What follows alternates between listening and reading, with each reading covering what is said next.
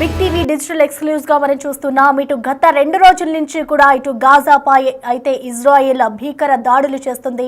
ఇటు గాజాలో ప్రస్తుతం మారణ హోమం సృష్టిస్తుందని చెప్పుకోవాలి ఇజ్రాయెల్. దానికి సంబంధించిన బిగ్ బ్రేకింగ్ మనం చూస్తూ ఉన్నాం. ఇటు హమాస్ నేతల స్థావరాలని టార్గెట్ గా చేసుకుని వైమానిక దాడులకు పాల్పడుతోంది ఇజ్రాయెల్. ఇటు చెల్లా చెదురుగా కూడా అక్కడ ఏదైతే దాడి జరిగిందో ఆ దాడిలో మృతదేహాలంతా కూడా చెల్లా చెదురుగా పడి ఉన్నాయి. ఇజ్రాయెల్ దాడిలో ఇప్పటికే దాదాపు 150 మందికి పైగా మృతి చెందినట్లుగా కూడా తెలుస్తోంది. ప్రస్తుతం మనం చూసుకోవచ్చు, గత 2 రోజుల నుంచి కూడా గాజాపై ఇటు ఇజ్రాయిల్ అయితే భీకర దాడులు చేస్తూనే ఉంది. ఈ దాడిలో ఇప్పటికే 150 మంది మృతి చెందగా కొంతమంది కూడా ఇజ్రాయెల్ ఏదైతే బంకర్స్ ఉంటాయో ఆ బంకర్స్ లో దాచుకుని మరి వాళ్ళ ప్రాణాలని కాపాడుకుంటూ ఉన్నారు. ఇటు బాంబుల శబ్దంతో కూడా గాజా ప్రాంతం అంతా కూడా హడలెత్తిపోతోంది. ఇజ్రాయెల్ దాడులతో చావు భయంతో ఇటు కీలక నేతలంతా కూడా పరారైపోయి ఇటు బంకర్లలో హమాస్ నేతలు ఆశ్రయం పొందుతూ ఉన్నారు. ఇటు వైమానిక నేవీ సైనిక దాడి చేస్తోంది ఇజ్రాయెల్. అలాగే ఇటు తీవ్ర భయాందోళనలో కూడా ప్రజెంట్ అక్కడ ప్రజలు కూడా బిక్కుబిక్కుమంటూ నడుపుతున్న పరిస్థితి కనిపిస్తోంది. ఇజ్రాయెల్ దాడులకు ఇటు గాజా అయితే గజగజ వణుకుతుందని చెప్పుకోవాలి. ప్రస్తుతం మనం చూసుకోవచ్చు, ఇటు గత 2 రోజుల నుంచి కూడా ఇటు గాజాలో అయితే ఇజ్రాయెల్ దాడులు చేస్తూ ఉంది. ఇటు ఈ దాడుల్లో ఇప్పటికే 150 మందికి పైగా ప్రాణాలు కోల్పోయారు. ప్రస్తుతం గాజాలో అయితే మారణ హోమం కనిపిస్తోంది.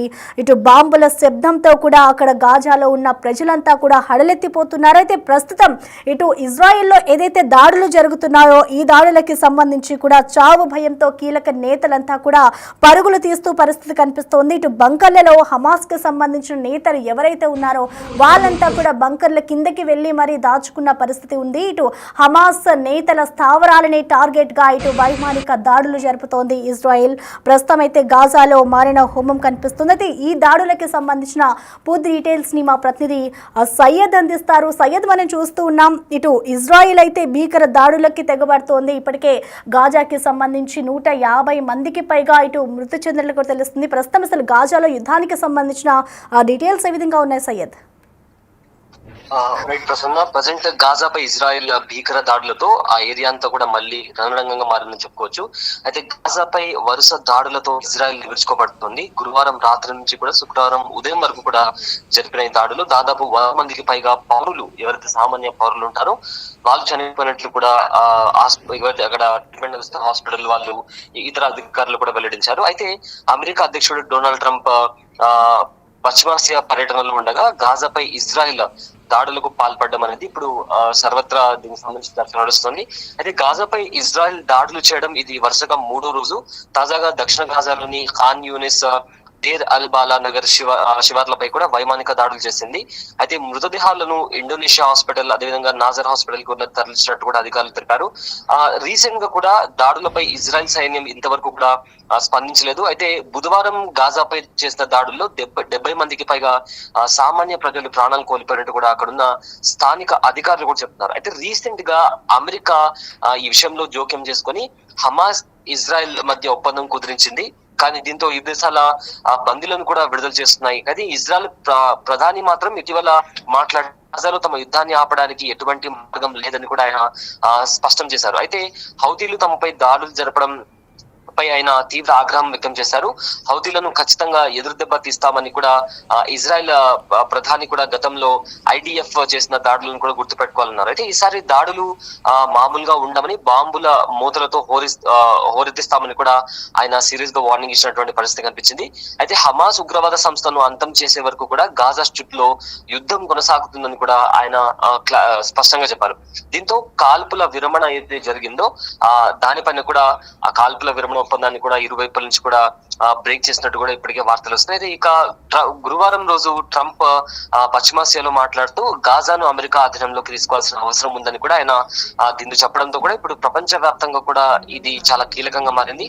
గాజాలో కూలిన ఏవైతే బిల్డింగ్స్ ఉంటాయో దాని కింద ప్రజలు ఉంటారని కూడా ట్రంప్ ఈ నేపథ్యంలో మాట్లాడడం జరిగింది. అయితే అది మాత్రం ఏదేమన్నప్పటికీ కూడా గాజాకు సంబంధించి తనకు మంచి ఆలోచనలు కూడా ఉన్నాయని చెప్పి కూడా ఆయన పేర్కొన్నారు. అయితే ఆ ప్రాంతాన్ని స్వేచ్ఛ మండలంగా మలచడానికి కృషి చేస్తామని కూడా ట్రంప్ చెప్పారు. సో మొత్తం మీద చూసుకుంటే ప్రజెంట్ లాస్ట్ 3 days నుంచి కూడా ఇజ్రాయెల్ గాజా పైన వైమానిక దాడులతో పాటు గ్రౌండ్ లెవెల్లో కూడా వాళ్ళు దాడులు చేస్తూ వస్తున్నారు. ప్రజలు రైట్ సయ్యద్, థాంక్యూ.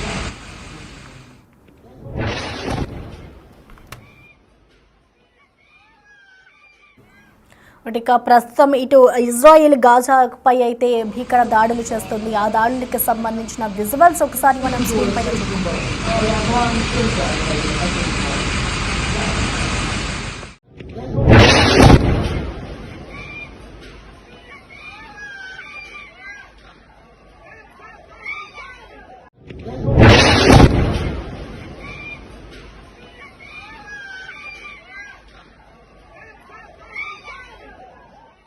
خلوا الكتبة لا لا تسلم كذا كان يرسل من جوا يرسل من برا يا اخوان تنفع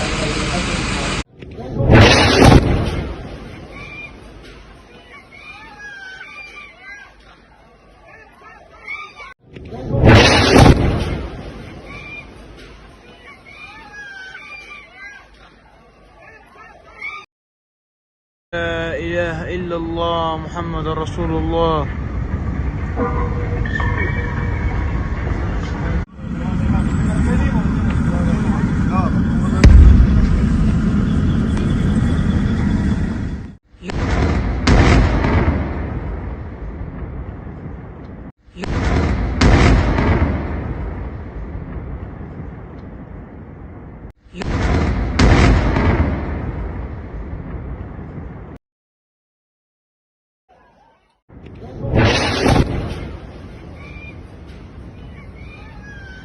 لا إله إلا الله محمد رسول الله.